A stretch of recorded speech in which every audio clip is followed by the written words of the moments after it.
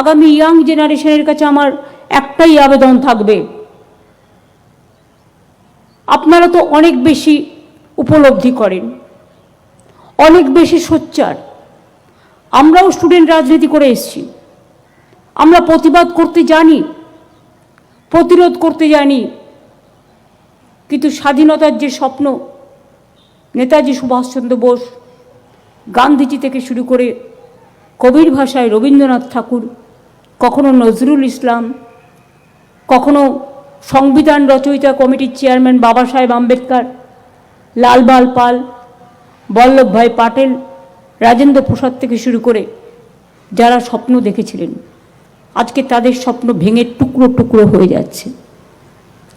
নিজেদের ইতিহাস চাপিয়ে দেওয়া হচ্ছে, যার সাথে দেশের ইতিহাসের কোনো সম্পর্ক নেই।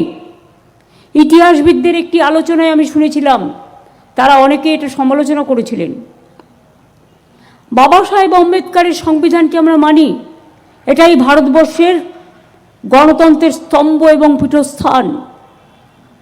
আজকে পদে পদে সেই সংবিধানকে লাঞ্ছিত করা হচ্ছে, মানুষকে বঞ্চিত করা হচ্ছে, অধিকার কেড়ে নেওয়া হচ্ছে, গণতন্ত্রকে উল্লঙ্ঘিত করা হচ্ছে, গণতন্ত্রকে লঙ্ঘিত করা হচ্ছে।